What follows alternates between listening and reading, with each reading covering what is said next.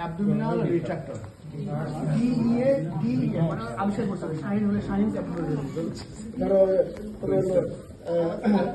তাওয়াসসুমস abdominal retractor হবে ভবিষ্যৎ হয়তো একটা কারণ ও তো নিজে বলবো কি জানো আবিষ্কার করতে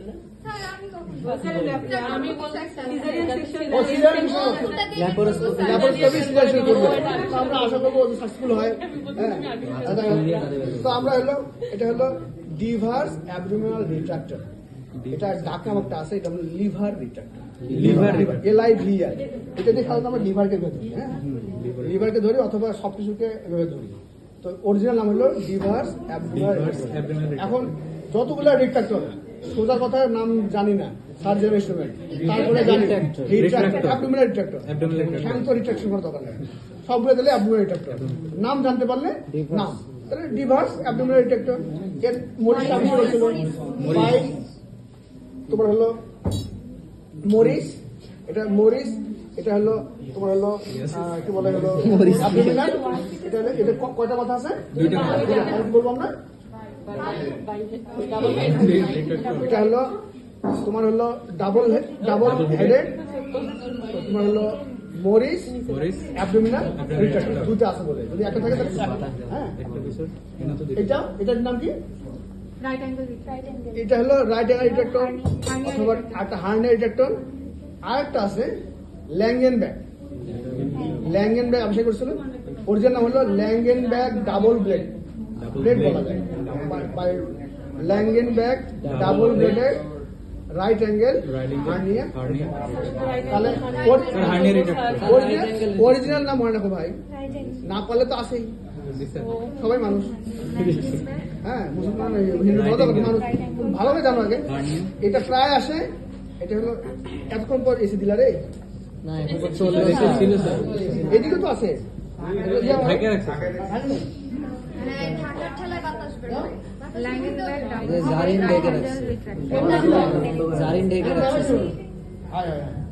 ঘামতেছি।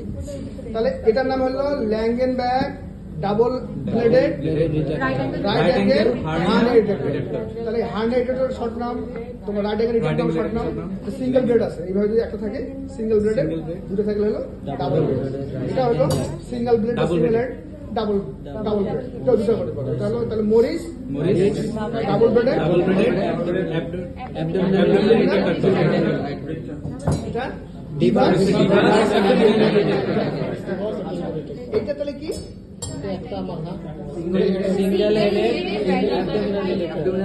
এটা হলো ল্যাঙ্গেনব্যাক আচ্ছা। এখন এগুলো ফাংশন আসে, ফাংশন গুলো কি? যে এইটা হলো লিভার, এটা Deaver's abdominal retractor, it is used to usually retract the liver, specially লিভারকে রিট্রাকশন করার জন্য আমরা যতটা সার্জারি করি লিভার কিন্তু ইনজুরির সম্ভাবনা থাকে। তাহলে এটাকে আমরা যদি এটা দিয়ে ধরি তাহলে এই সাপ এন্ড দিয়ে লিভার ছিঁড়ে যায়, কান্দার সাথে সাথে লিভার একদম ফায়াবল তো ছিঁড়ে যায়, পুরো ব্লিডিং হয়। তখন অপারেশনের মধ্যে ব্লিডিং ধরে বসে থাকো আর কান্দো, আর এই রক্ত থেকে আসলে রক্ত কোথায় পাবো, হ্যাঁ এই জন্য এটা দিয়ে আমরা করি ভাবে লিভারটা দিয়ে লিভারটা সরাই দিই, তারপর বাকি কাজগুলো আমরা করি। এখন তাহলে ওকে সময় আসে যে হঠাৎ use it is use to retract the liver during any abdominal surgery, it is also use to soft tissue retraction of the any abdominal surgery. তাহলে বলতে পারো হ্যাঁ, তোমাকে যদি বলে তুমি 3টা অপারেশন নাম বলো, তুমি মনে মনে যা বলো তাই সই উপরের দিকে, কলেসিস্টেক্টমি, কোলেটোকোলেক্টমি, লিভার অ্যাবসেস, তোমার হলো গ্যাস্ট্রোডেজনোস্টমি, তোমার প্যানক্রিয়াটিক সার্জারি, তোমার হলো ডিউরাল আলসার পারফোরেশন রিপেয়ার, যাই বলো না তাদের সই ফিট এবং হিট, কোনো সমস্যা নেই। তুমি হলো এটা তাহলে বলবো দুটো কথা মনে রাখতে হবে, যদি মনে না থাকে একটা function, it is use retraction liver during কি কি সার্জারি, আপার অ্যাবডোমিনাল সব বলবো। আচ্ছা এটা হলো যে কোনো অ্যাবডোমিনাল সার্জারি, অ্যাবডোমিনাল ওয়াল রিট্রাকশন করে। ধরো আমি ল্যাপারডমি করতেছি, অ্যাপেন্ডিক্স করতেছি, কোলেক্সেক্টমি করতেছি, যে কোনো সার্জারি করলে আমরা লিভার আমরা অ্যাবডোমিনাল ওয়ালটাকে টানে ধরে এক্সপোজার করি, দেন সার্জারিটাকে পারফর্ম করি, যে কোনো সার্জারি বলতে পারবে। এটা হার্নিয়া রিট্রাক্টরের প্রথম, এটা খালি একটা মনে রাখতে হবে যে হার্নিয়া রিট্রাক্টরের প্রথম কাজ হলো it is used during hernia retraction of the wall. তাহলে anterior wall, posterior wall, lateral wall retraction করার জন্য করে, তাহলে হার্নিয়া সার্জারি করার জন্য ইউজ করা হয়। এছাড়াও ছোট বাচ্চাদের সব ধরনের অ্যাবডোমিনাল সার্জারি করা হয়, এটা হতে পারে ল্যাপারডমি হতে পারে, এটা অ্যাপেন্ডিসেক্টমি হতে পারে, এটা হতে পারে গলব্লাডার, যে কোনো সার্জারি হতে পারে। তাহলে এটা any abdominal in case of children বা অ্যাডাল্টের ক্ষেত্রে হার্নিয়া।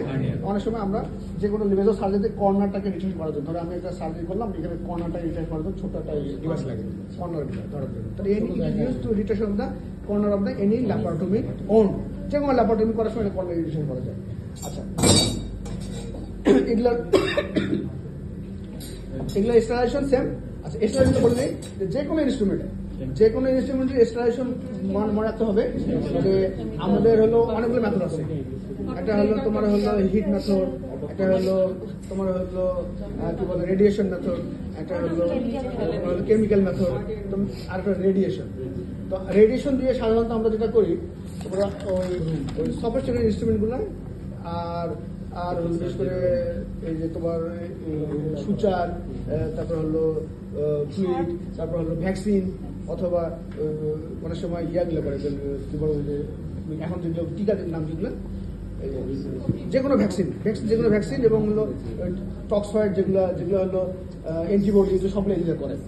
আচ্ছা, ওগুলো তো লিখো না, তো খালি লিখতেছে, এগুলো তো মাইক্রোবায়োলজি কোর্স করি। আমার কথা শুনে এখন সার্জিক্যাল স্টেরিলাইজেশন কথা মনে রাখতে হবে যে all instrument except sharp cut instrument. All instrument except sharp cut instrument is sterilized by autoclave. এটা হিট মেথড। তাহলে অটোক্লেভের কাকে বলে, অটোক্লেভের টেম্পারেচারটা সবসময় মনে রাখতে হবে। 121 ডিগ্রি সেন্টিগ্রেড টেম্পারেচারে 21 পাউন্ড পার স্কয়ার ইঞ্চ প্রেসারে 15 থেকে 20 মিনিট। আচ্ছা, যদি কোনো ইনস্ট্রুমেন্ট ইমিডিয়েট লাগে সেক্ষেত্রে 3 মিনিটে করা যায়। 3 মিনিট করা যায়, তখন প্রেসারটা বাড়াতে হলো 134 135 ডিগ্রি সেন্টিগ্রেড টেম্পারেচারে, তারপর হলো 30 পাউন্ড পার স্কয়ার ইঞ্চ প্রেসারে 3 মিনিটে করা যায়। তাহলে সময়টাকে কমানো যায়। আচ্ছা, এটা একটা অটোক্লেভ কাকে বলে, অটোক্লেভের তোমার যে প্রিন্সিপালগুলো জানতে পারবে। আচ্ছা, হ্যাঁ, 4টা প্রিন্সিপাল আছে, ওগুলো শিখবে তোমরা, আমি বলতেছি না। তাহলে গেল একটা যে অল সার্জিক্যাল ইনস্ট্রুমেন্ট কি হতে পারে, এটা লিনেন হতে পারে, গাউন হতে পারে, বক্স পিস হতে পারে, আমার হলো মপ হতে পারে, আমাদের অল ইনস্ট্রুমেন্ট হতে পারে, স্পেশালি শার্প স্পেশালি কি থাকলো, এটা হলো সিজার, এটা হলো বেবি ব্লেড, তারপর হলো নিডল হোল্ডার, কি বলে নিডল, এই কয়টা জিনিস হলো শার্প ইনস্ট্রুমেন্ট। এগুলোকে তাহলে স্ট্রেস করা হলো কেমিক্যাল মেথড। আমরা সাধারণত সার্জারিতে মনে রাখবো 3টা ইউজ করি। একটা হলো সলিউশন, কনসেন্ট্রেটেড লাইজল আর কনসেন্ট্রেটেড স্যাভলন। কনসেন্ট্রেটেড লাইজল, জিজ্ঞেস করে যে গ্লুটাল ডিয়া সলিউশন 2%, এটা টাকানো সাইড এক্স।